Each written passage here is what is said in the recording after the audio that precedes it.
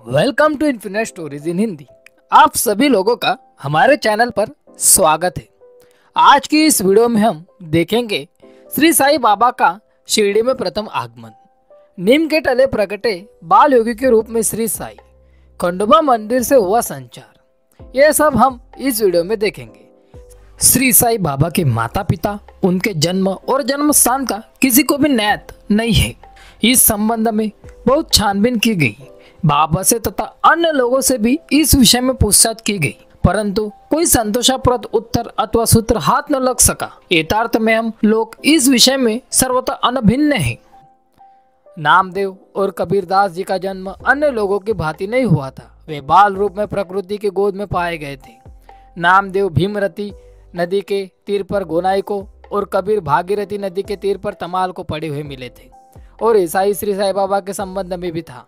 बाबा व कबीर, इन दोनों महापुरुषों की मूल कथा, तत्वज्ञान व कार्य, इनमें विलक्षण समानता दिखाई देती है। साईं बाबा शिरडी में नीम वृक्ष के तले 16 वर्ष की तरुणावस्था में स्वयं भक्तों के कल्याणार्थ प्रकट हुए थे। उस समय भी वे पूर्ण ब्रह्मज्ञानी प्रतीत होते थे। स्वप्न में भी उनको किसी लौकिक पदार्थ की इच्छा नहीं थी।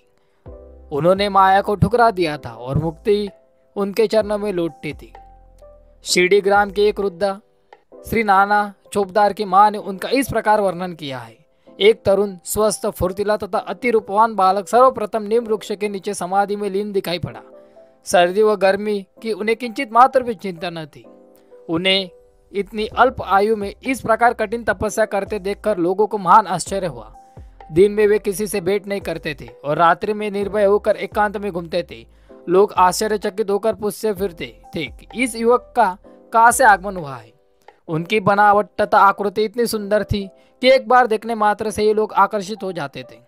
वे सदा नीम वृक्ष के नीचे बैठे रहते थे और किसी के द्वार पर न जाते थे। यद्यपि वे देखने में युवक प्रतीत होते थे, परंतु उनका आचरण महात्माओं के सदृश था। वे त्याग और वैराग्य की साक्षात प्रतिमा थे। एक बार एक आश्चर्यजनक घटना हुई। एक भक्त को भगवान खंडोबा का संचार हुआ। लोगों ने शंका निवारणार्थ उनसे प्रश्न किया कि हे देव, कृपया बतलाइए कि ये किस भाग्यशाली पिता की संतान है और इनका कहाँ से आगमन हुआ है।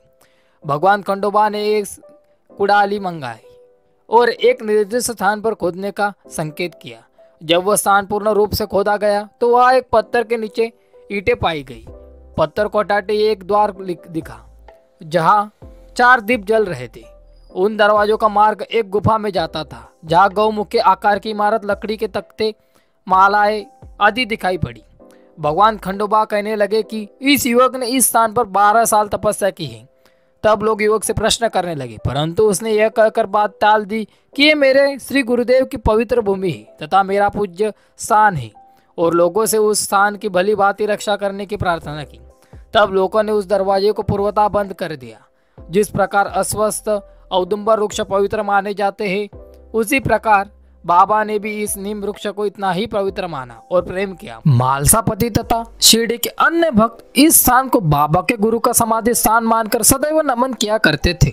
उसी तरह गांव के एक और श्री बाजाभाई कोते पाटिल, जब पूरा गांव उस बाल योगी को देखने में व्यस्त था, तो यह योगी कौन है, यह कहाँ से आया, इसके चेहरे पर इतना तेज कहाँ से आया होगा, ये कुछ बोलता क्यों नहीं, ऐसे सवाल गांव वाले आपस में एक दूसरे से पूछ रहे थे।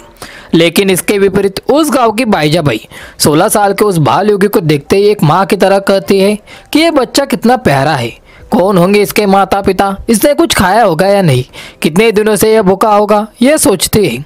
और बाईजाबाई गाँव वाले से कहने लगती है, अगर किसी ने इसे परेशान किया तो देख लेना। और तुरंत बाईजाबाई उसे अपने पास की सब्जी रोटी खाने को रख देती थी। शुरुआत में वो दैनीय अवस्था में मग्न रहता था और वह भोजन आसपास के गाय, बकरियां, कुत्ते खा जाया करते थे। अगले दिन वह एक टोकरी में थोड़ी सी रोटियां, चटनी और सब्जी रखकर अपने पुत्र तात्या के साथ उस बाल योगी के पास पुनः आ गई, जो नीम के वृक्ष तले अब भी अपनी घोर तपस्या में लीन था। बाईजाबाई के वहां पहुंचते ही उस बाल योगी ने अपने दोनों नेत्र खोलकर अपने एक मधुर मुस्कुराहट के साथ उनका पुनः स्वागत किया और फिर उनसे कहा, तूने मेरे लिए भोजन लाने का कष्ट क्यों किया माई। फिर वह उनके समक्ष अपने भरे हुए पेट का एक झूठा दिखावा करने के लिए अपने कंठ से एक डकार लेते हुए बोले, मेरा पेट तो पूर्ण रूप से भरा हुआ है माई, तू ये भोजन गांव के दीन दुर्बल लोगों में बांट दे। किंतु भाईजाबाई ने उनके इस कथन को अनसुनी कर दिया। फिर एक केले के पत्ते पर भोजन परोसने के पश्चात जब उन्होंने उस बाल योगी को भोजन ग्रहण करने के लिए पुनः बाध्य किया, तो अब उस तरुण बाल योगी को भाईजाबाई का भक्तिभाव से परिपूर्ण आग्रह मानने के लिए विवश होना पड़ा।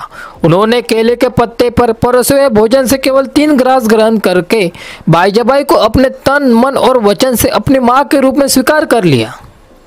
अब उनके मुखमंडल पर एक ऐसा दिव्य तेज प्रदीप्त हो उठा था कि भाईजाबाई को उस बाल योगी की आध्यात्मिक शक्ति का पूर्ण आभास हो गया। अब उन्होंने उस बाल योगी को प्रतिदिन अपने घर से भोजन लाकर उसे प्रेम पूर्वक भोजन कराने का मन ही मन में संकल्प कर लिया। ऐसा भाईजाबाई हर दिन तब तक भोजन लाती थी जब तक वो योगी खाता नहीं, और वो बाल योगी भी ध्यान से उठने के बाद भोजन कर लेता था। उसके बाद योगी गांव छोड़कर चला जाता है, फिर भी भाईजाबाई उसका इंतजार करती रहती है। वे इसी उम्मीद में रहती है कि वह आज नहीं तो कल आएगा। ऐसे कैसे कोई अपने माँ को छोड़कर जाता है क्या भला। यह उपरोक्त घटना लगभग साल 1854 के आसपास की है। अगर आपको वीडियो हमारा अच्छा लगे तो लाइक करें, कमेंट करें और सब्सक्राइब करना न भूलें। ओम साई राम।